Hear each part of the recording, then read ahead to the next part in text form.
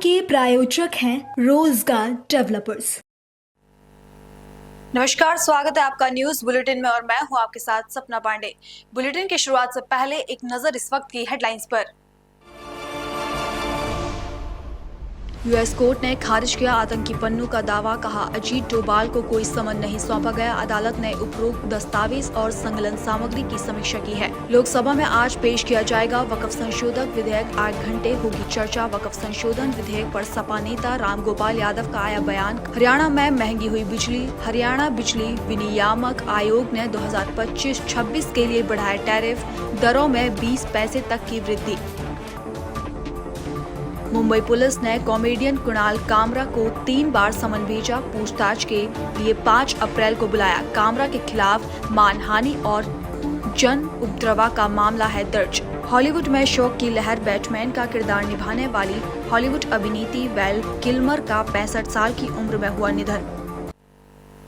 उत्तर प्रदेश के मुख्यमंत्री योगी आदित्यनाथ ने आज बरेली में 932 करोड़ रुपए की लागत वाली 132 विकास परियोजनाओं का लोकार्पण और शिलान्यास किया।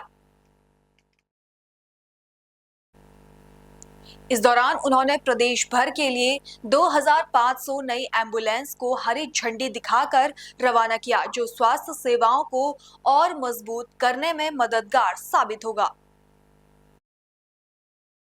और मुझे बताते हुए प्रसन्नता है कि 2017 में जब बेसिक शिक्षा परिषद की स्थिति को हम लोगों ने देखा था, उस समय बेसिक शिक्षा परिषद की स्थिति अत्यंत खराब थी। तमाम स्कूल बंदी के कगार की ओर जा रहे थे। न टॉयलेट थे बालक बालिकाओं के लिए, न पेयजल की व्यवस्था थी, न फर्नीचर थी, न वहां के फर्श बने हुए थे। स्मार्ट क्लास और डिजिटल लाइब्रेरी की बात तो ये दूर की कौड़ी थी। और बहनों और भाइयों, आज मुझे बताते हुए प्रसन्नता है, उत्तर प्रदेश में 2017 में 1,34,00,000 बच्चों ने केवल नामांकन कराया था। इसमें 60% बच्चे ऐसे थे जो कभी स्कूल नहीं जाते थे। और आज मुझे बताते हुए प्रसन्नता है, स्कूल की कायाकल्प होने के बाद उत्तर प्रदेश के अंदर आज के दिन पर गत वर्ष हम लोगों ने 1,91,00,000 बच्चों को डीबीटी के माध्यम से 1,200 रुपये हर बच्चे के अभिभावक के अकाउंट में हम लोगों ने भेजने का काम किया। स्कूलों में 96% विद्यालय ऐसे हैं जिनमें ऑपरेशन कायाकल्प के माध्यम से वहां पर बालक बालिकाओं के लिए अलग अलग टॉयलेट की व्यवस्था, पेयजल की व्यवस्था, स्कूल की फ्लोरिंग की व्यवस्था, स्मार्ट क्लास की व्यवस्था, डिजिटल लाइब्रेरी की व्यवस्था, फर्नीचर की व्यवस्था की। 1,91,00,000 बच्चों के लिए वर्ष में 2 uniform, bag, book, shoes, socks, sweater, ये अनिवार्य रूप से सरकार के स्तर पर दिया जाने लग गया है। और आज बच्चों के मन में आता है कि हां, मैं भी इस समाज का नागरिक हूं। और मैं आपका आह्वान करूंगा, इस अभियान के साथ जुड़ करके हम राष्ट्रीय मिशन को आगे बढ़ा करके अपने प्रदेश की साक्षरता को भी बढ़ाएंगे, हर बच्चे को साक्षर बना करके सुयोग्य बनाएंगे और प्रदेश और देश के निर्माण में, विकास में उसकी ऊर्जा और उसकी प्रतिभा का लाभ लेंगे। आज स्कूल चलो अभियान का यही शुभारंभ अभी इन बच्चों को स्कूली बुक्स और अन्य यूनिफॉर्म आदि उपलब्ध करवा करके हम लोगों ने प्रारंभ किया। खबर उत्तर प्रदेश के हापुड़ से है, जहां दिल्ली रोड पर बालाजी मंदिर के पास झाड़ियों में भीषण आग लग गई। घटना की सूचना मिलते ही फायर ब्रिगेड की टीम मौके पर पहुंची और आग पर काबू पाया। ये कारण तो स्पष्ट नहीं हुआ है। और दिल्ली रोड पे बालाजी मंदिर के पास आग लगी थी। पूरे करंट में मेहनत से आग बुझाई और सब कुछ बचा दिया गया है और कोई हताहत नहीं हुआ, चोट चपेट नहीं है। पहले भी यहाँ लोग लग रहे थे, तो सूचना के बाद कितनी देर बाद आता? गाड़ी तो मैं पुलिस अधीक्षक था एवं मैंने सूचना दी थी और गाड़ी बहुत जल्दी आई, मेरे और लोकेशन समझा दिया था और तुरंत गाड़ी आई। फिलहाल क्या स्थिति है?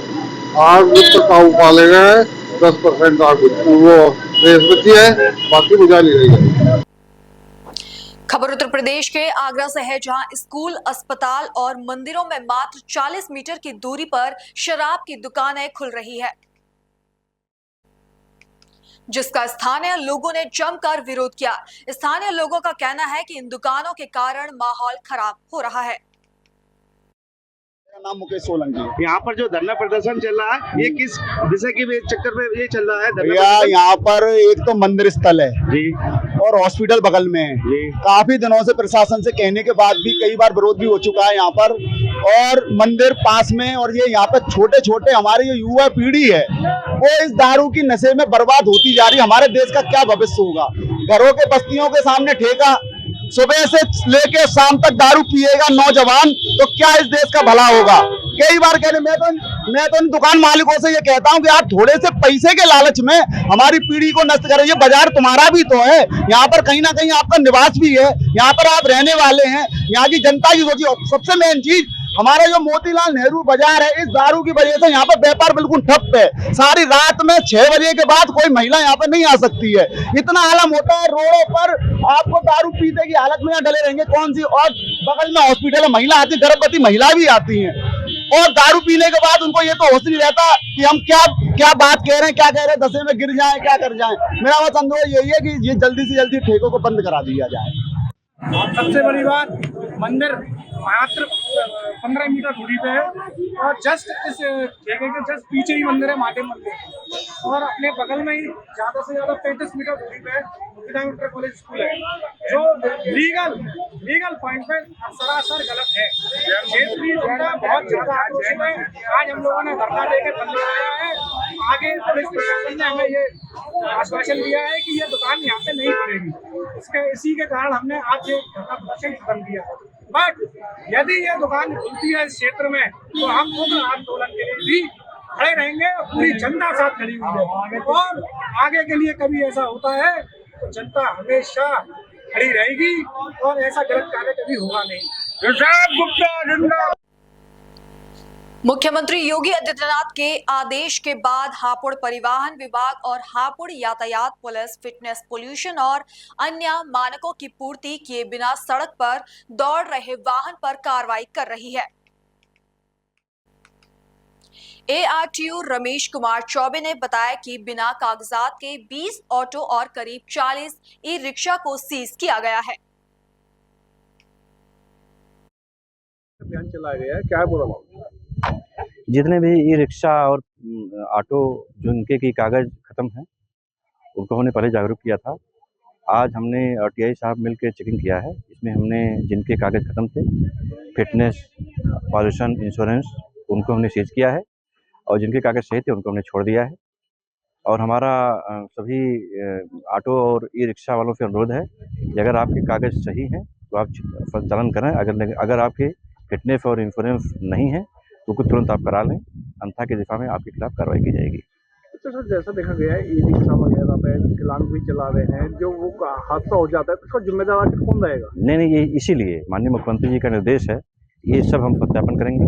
सभी चालक का भी सत्यापन कराया जाएगा, और ऐसे लोग जो कि वाहन नहीं चला सकते हैं उनको चलाने नहीं दिया जाएगा। उत्तर प्रदेश थाना पिलखुआ पुलिस व स्वाट टीम ने अंतर जनपदीय वाहन चोर गिरोह का पर्दाफाश करते हुए गिरोह के 3 आरोपियों को गिरफ्तार किया है। आरोपियों के निशानदेही पर पुलिस ने NCR क्षेत्र के कई जिलों से चोरी की गई 15 बाइकें और अवैध असला बरामद किए हैं। आज जनपद हापुड़ की स्वाट टीम को और पुलिस थाना पिलखुआ की टीम को सफलता हाथ लगी है, जिसमें इन लोगों ने मिल करके एक अंतर जनपदीय वाहन चोरों के गैंग को पकड़ा है, और कुल 15 मोटरसाइकिलें रिकवर हुई हैं, जिसमें से 6 मोटरसाइकिलें पिलखुआ से कनेक्ट हुई हैं, पिलखुआ चोरी हुई थी। 2 मोटरसाइकिल गाजियाबाद के बापू धाम थाना क्षेत्र से चोरी हुई थी। एक मोटरसाइकिल मेरठ के मेडिकल थाना क्षेत्र से चोरी हुई थी, और एक नोएडा के फेस स्ट्रीट थाना क्षेत्र से चोरी हुई मोटरसाइकिलें ये कनेक्ट हो गई हैं। इस तरह से कुल 15 मोटरसाइकिलों में 10 मोटरसाइकिलें हम लोगों ने कनेक्ट कर लिया है। 5 मोटरसाइकिलों के कनेक्शन की तलाश की जा रही है। इन अभियुक्तों में कृष्णा पुत्र सुभाष, जो कि दीवान इंटर कॉलेज के सामने गली में हापुड़ में रहता था, और अमन पुत्र उर्फ राहुल पुत्र उपेंद्र, और निखिल उर्फ साहिल पुत्र उपेंद्र, ये दोनों सगे भाई हैं, हाई स्कूल इंटर तक पढ़े हैं। अब ये तीनों मिल करके वाहन चोरी की घटना अंजाम देते थे। इनके पास से 15 मोटरसाइकिलें बरामद करके इनको जेल भेजा जा रहा है। और एक बड़ा गैंग है, और इस तरह से यह संभावना है कि अब जनपद हापुड़ में वाहन चोरी पर लगाम लगेगा। कितने रुपए में मोटरसाइकिल बेचते थे? ये मोटरसाइकिलें चोरी करने के बाद 6-7 हज़ार रुपए में ये मोटरसाइकिलें बेच दिया करते थे, जहाँ पे जैसा ग्राहक मिलता था उनको, कभी थोड़ा करीब 2,000 ऊपर, कभी 1,000 नीचे। इनका कोई आपराधिक इतिहास किया है? आपराधिक इतिहास अभी इनका पता नहीं चला है। अभी एकदम ये लड़के नए हैं, और इसीलिए हम लोग पूरी टीम इस उम्मीद में है कि अब इस पे वाहन चोरी पे अंकुश लगेगा, क्योंकि ये सही और एक नए गैंग का जो पर्दाफाश हुआ है। तो गिरफ्तार करने वाली टीम को कुछ गिरफ्तार करने वाली टीम को हम लोग 20,000 रुपए का नगद इनाम दे रहे हैं। क्या पता पड़ पाया वाहन चोरी करने के बाद कहाँ बेचते थे, क्या कुछ उनका पहुंचे? वाहन चोरी करने के बाद ये ग्राहक की तलाश करते थे, और जो भी नीडी आदमी होता था उसको सस्ते दर पर मोटरसाइकिलें बेच दिया। खबरों का सिलसिला आगे भी जारी है। फिलहाल लेते हैं एक छोटा सा ब्रेक।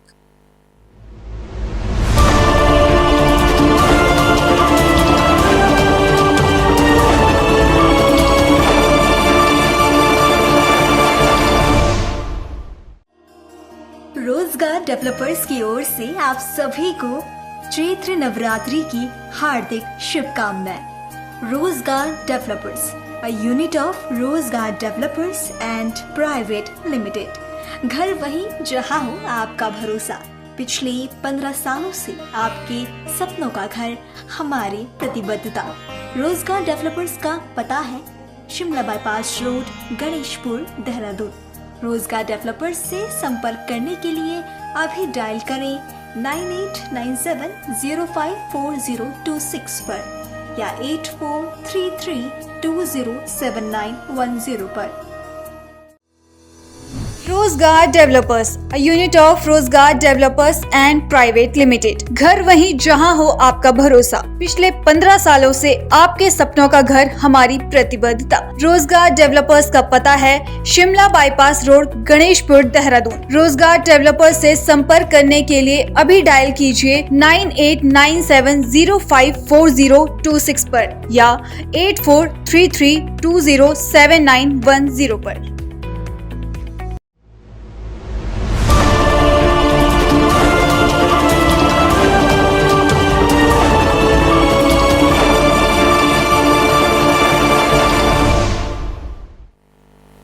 ब्रेक के बाद आपका फिर से स्वागत है। खबर उत्तर प्रदेश के अमेठी से है, जहां वाटर कूलर खराब होने से नगर पंचायत के लोग परेशान हैं, जिस कारण लोगों को गर्मी से जूझना पड़ रहा है। वहीं इस मामले को लेकर लोगों ने कई बार नगर पंचायत अध्यक्ष से शिकायत की, लेकिन कोई हल नहीं मिला। वाटर कूलर कितने दिन से बिगड़ा हुआ है? वो तो काफी दिन से बिगड़ा है। आप लोग को पानी पीने में समस्या होती है? और का पानी कहाँ मिला? तो क्या चाहती हैं आप? अब बन जाए भैया, सबका पब्लिक ही आटा है, सबका सहारा हो जाए। चेयरमैन से एक बार शिकायत की हो? हाँ, फोन पे करा। और ओडिशा के पुरी में बड़े ही उत्साह से पुलिस फाउंडेशन डे मनाया गया। इस अवसर पर पुरी एसपी विनीत अग्रवाल ने परेड की सलामी स्वीकार कर राज्य के राज्यपाल और मुख्यमंत्री के दिए गए संदेश को सबके समक्ष रखा।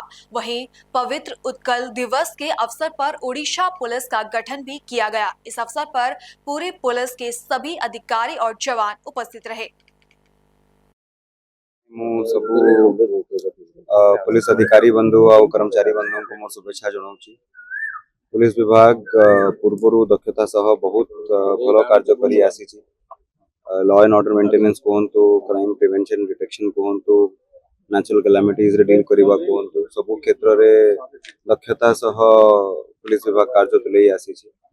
एंड एति सह मोर आशा रहिबो कि आज जो आमे शुभ दिवस जो पालन करूछु से समस्त को प्रेरणा स्रोत हबो एंड आमे पुनः थर रिएनर्जाइज है कि गोटे प्रेरणा नवा कि आसंता वर्ष आसंता समय को भी आमे राज्यवासी को जिलावासी को से हिसाब रे हमर सर्विसेज तोलेबा आउरी इम्प्रूव्ड हिसाब रे तोलेबा जो जो चैलेंजेस सामना को आसुची ताको टैकल करिया पे निजर स्किल को निजर प्रोफेशनलिज्म को आउ बढ़ेबा। धन्यवाद। देखि घोषणा कले गोटे के कौन नाम को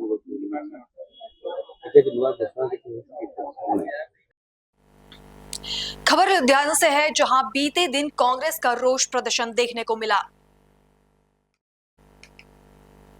बता दें, यह प्रदर्शन टिब्बा रोड पर कांग्रेस के पूर्व एमएलए संजय तलवार की अगुवाई में किया गया।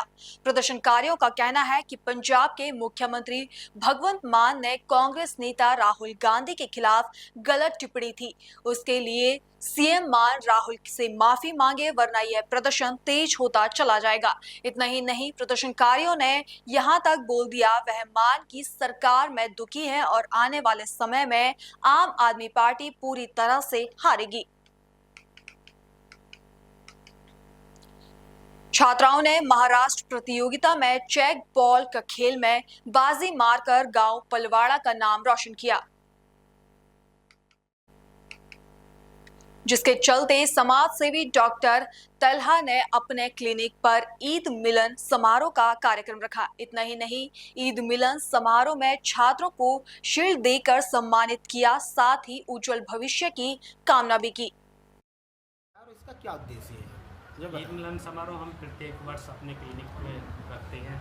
इसका उद्देश्य ये है कि आपस में भाईचारा बने, इसमें सब समाज के लोग आते हैं और आपस में त्यौहार को सेलिब्रेट करते हैं। ईद एक त्यौहार ही नहीं, आपस में ही भाईचारे का संकेत भी है, जिससे कि हम देश में भाईचारे से रहें। जो बेसहारा बच्चे हैं उसके बारे में यहाँ पर बैठे हुए उनको क्या योजनाएं हैं या उनके लिए क्या मदद का आपने उनके लिए बनाया है? हम उन बच्चों पर काम कर रहे हैं, जो बच्चे जिनके पापा एक्सपायर हो गए, फाइनेंशियली प्रॉब्लम है, उन पर पैसा नहीं है, उनके लिए हम शिक्षा के लिए जितना भी हो सकता है हम काम कर रहे हैं बच्चों के लिए। उनकी शिक्षा के लिए प्रारंभिक शिक्षा 2 घंटे हम खुद भी टाइम निकाल कर ट्यूशन देते हैं उन बच्चों को। आप अब तक कितने बच्चों को शिक्षा प्राप्त करा चुके हैं अपनी तरफ से? लगातार हम 100 बच्चों पर काम कर रहे हैं। अब तक 100 बच्चों को हम शिक्षा के लिए काम कर रहे हैं। तो आज कितने बच्चों को सम्मानित किया गया? आज वो बच्चे आए जो हमारे गांव से बच्चे बाहर अन्य राज्यों में, दूसरे राज्यों में किसी भी प्रतियोगिता में गए हैं, वो खेल प्रतियोगिता में हैं, उनको आज सम्मान किया जाएगा। जी अच्छा। तो कितने दिन से आप प्रोग्राम करते चले आ रहे हैं? लगभग 3 या 4 साल से हम कंटिन्यू प्रोग्राम करते हैं। किसानों की जमीन पर जीआईडीसी के अवैध कब्जे का मामला सामने आया है। बता दें, 70 साल पहले संप्रदाय की गई जमीन पर जीआईडीसी की मापन प्रक्रिया शुरू की गई है, जिसके विरोध में आदिवासी किसानों ने जीआईडीसी और प्रशासन को ज्ञापन सौंपा है। ग्रामीणों का कहना है कि जीआईडीसी ने नदी के किनारे बांध बनाने के लिए जमीनें अधिग्रहित करने का निर्णय लिया था, लेकिन अब बांध बनाया जा चुका है और वैसी एस्टेट पूरी तरह से विकसित हो गई है। इसके बावजूद जीआईडीसी ने फरियादियों की निजी जमीनों की मापनी शुरू कर दी है। साथ ही ग्रामीणों ने जीआईडीसी और प्रशासन से अनुरोध किया है कि वे निजी जमीनों का अवैध रूप से छीनने की कार्रवाई पर रोक लगाएं। यह पूरा मामला वलसाड़ जिले के वालवाड़ गांव के स्थित संघाड़ी पाड़ का है। આજે ખેડૂત લોકોનો અમારો પ્રશ્ન હતો કે જે તે સમયે 1970માં જગ્યા સંપાદન થયેલી હતી ને એ હેતુ હતો ખાલી કે ડુબાણ માટે જગ્યા કે ડેમ બનાવેલો એના માટે જગ્યા ખેડૂત લોકોએ આપેલી હતી ને આજે 2025માં એ લોકો આવીને કબજો કરવાના એમાં છે એમ એટલે સમય મર્યાદે બી એ લોકો ચૂકી ગયેલા છે ને આજ સુધી અમારા ઘર બી છે, ખેતી કરીને બધા ખેડૂત ખાયા કરતા છે ત્યાં અને એના માટે જ રજૂઆત કરી છે। આપણા એમએલએ પાટકર સાહેબને બી લાવ્યા હતા ને અત્યારે મામલતદારમાં બી જઈ રહ્યા છે ને અહીંયા જીઆઈડીસી કોર્પોરેશન વાળાને અમે એક નોટિસ આપી, અરજી આપી છે એ બાબતે। મંત્રીશ્રીએ શું કીધું? મંત્રીશ્રીએ કીધું કે આપણે આગળ કાર્યવાહી કરીએ એમની ને પછી મામલતદારમાં અત્યારે જતા છે ને કનુભાઈ દેસાઈ સાથે વાત કરી, એ લોકોને કંઈ ટ્રાન્સપોર્ટ નગર માટે જગ્યા ફાળવેલી હતી અને એ લોકો ટ્રાન્સપોર્ટ નગર લાવવા માંગતા છે અહીંયા। તમારી શું માંગ? અમારી માંગ છે અમે ખેતી કરતા ગરીબ ખેડૂત લોકો છે, બધા ઘર છે એમાં ને ઓલરેડી એ લોકો સમય મર્યાદા બી ચૂકી ગયેલા છે. આજથી 40, 45, 50 વર્ષ પછી એ લોકો આવીને કબજો કરવા છે અત્યારે. કેટલા લોકોની વસ્તી હશે એમાં? એમાં કમસે કમ 1,500-2,000 માણસની વસ્તી છે અને બધા ખેડૂત ખાતેદાર છે. તમારું નામ શું? મારું નામ જગદીશ ઈશ્વરભાઈ પટેલ છે કે જીઆઈડીસી જે છે એ જે 7/12 માલકીની જમીન છે એમાં પણ એ લોકો કબજો કરવા માંગતા છે. તો અમારો એના માટે વિરોધ છે કે જે જગ્યા સંપાદન નથી થઈ ને થઈ તો બી એ લોકો એનો હેતુ માંડ્યો નથી આટલા વર્ષથી. આજે 50 વર્ષ પછી એ લોકો આવીને કહેતા છે કે દાવો કરતા છે કે અમારી જગ્યા છે જીઆઈડીસીની જગ્યા છે. અમારો એનો ચોખ્ખો વિરોધ છે. અમે આજે અમારા ગામના લોકો ખેતી કરીને એનું ગુજરાન એના પર ચલાવે છે, તો અમારે એ જમીન નથી આપીને પાટકર સાહેબે કીધું છે કે આપણે એની રજૂઆત સીએમ સાહેબને બી કરશું અને સરકારને દરખાસ્ત કરશું કે અમારી જમીન પાછી પરત અમને મળી જાય. અમારી જગ્યામાં સંપાદન નથી થયેલું છે, એ છતાં બી એ લોકો અમારી જગ્યામાં આવેલા છે અને ત્યાં એ લોકો ખાડા ખોદીને ખૂટા દાટવાની તૈયારી કરતા હતા. અમે કીધું તો એ લોકો નથી અટકતા અને જોર જબરદસ્તી કરતા હતા અને અમને બીવડાવતા હતા અને અમારી જગ્યાએ સંપાદન થયેલું નથી અને નકશામાં નથી છે, એ છતાં બી એ લોકો આવીને અંદર ઘૂસે અને અમારે પોલીસ લઈને આવેલા. પોલીસથી ધમકી આપીને અમને બીવડાવવાની કોશિશ કરેલી. અમે કીધું કે અમે વિરોધ કર્યો તો અમારું નહીં સાંભળ્યું. અમે 100 નંબર પર ફોન કર્યો. 100 નંબર વાળા કે તમારા સામે પોલીસ વાળા છે.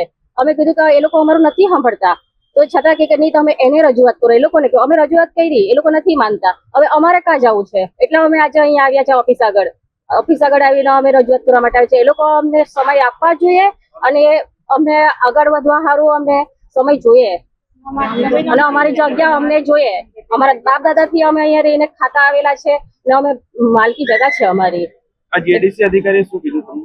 જીઆઈડીસી અધિકારી લોકો કે છે, અમે કીધું કે અમારે સંપાદનમાં નથી છે તો તમે કઈ રીતે અંદર આવ્યા અને કઈ રીતે અમને નોટિસ આપી? એ લોકો કે તમારું નથી છે, તો અમે કીધું નકશામાં નથી છે તો પછી તમે કઈ રીતે આવ્યા અને કઈ રીતે વચ્ચે? એ કે સાઈડમાં છે. સાઈડમાંથી મેં કીધું કે સાઈડમાં છે તો સાઈડમાંથી તમે વચ્ચે કેવી રીતે? એ લોકો બોલતી બંધ. એ લોકો કોઈ જવાબ નથી આપ્યો. આજે આવેદન પત્ર આપ્યું છે તો એના પર શું આશ્વાસન આપ્યું? એ 15 દિવસની એ લોકો મોહલત આપેલી. इस बुलेटिन में अब वक्त हो गया स्पोर्ट्स की खबरों का। आईपीएल इतिहास के सबसे महंगे खिलाड़ी ऋषभ पंत का flop show Lucknow super joints को भारी पड़ा। Player of the match Prabhsimran Singh के बल्ले के धमाल से पंजाब किंग्स ने 22 गेंद शेष रहते लखनऊ को 8 विकेट से हरा दिया। यह पंजाब की लगातार दूसरी जीत रही है और प्रभसिमरन ने 34 गेंद में 9 चौका 3 छक्कों की मदद से 69 रन बनाए। पहले विश्व मुक्केबाजी कप में भारत के अभियान की शुरुआत खराब रही। लक्ष्य चाहर 80 किलो वर्ग के पहले मुकाबले में मेजबान ब्राजील के वॉन्ड्रेल परेरा से बाहर गए। मौजूदा राष्ट्रीय लाइट हैवीवेट चैंपियंस चाहर को प्री क्वार्टर फाइनल में पेरिस ओलंपिक और विश्व चैंपियनशिप 2023 के रजत पदक विजेता परेरा ने सर्वसम्मानित के लिए ये फैसले में 5-0 से हराया।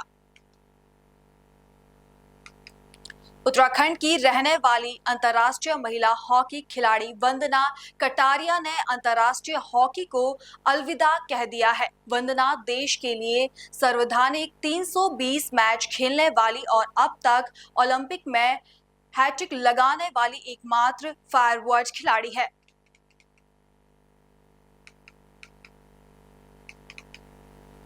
गोल्फर अर्जुन भाटी की उम्र तो महज 20 साल है, लेकिन इस उम्र में उन्होंने गोल्फर क्रॉस और उनके बाहर ऐसी उपलब्धियों को अंजाम दिया कि भारत सरकार ने उन्हें राष्ट्रीय यूथ अवार्ड देने का फैसला लिया। 3 बार के जूनियर विश्व गोल्फ चैंपियन अर्जुन 150 के करीब ट्रॉफियां जीत चुके हैं। फिलहाल बुलेटिन में इतना ही। देश और दुनिया की बाकी तमाम खबरें देखने के लिए बने रहिए पल्स 24 न्यूज के साथ। नमस्कार। इस प्रोग्राम के प्रायोजक थे रोजगार डेवलपर्स।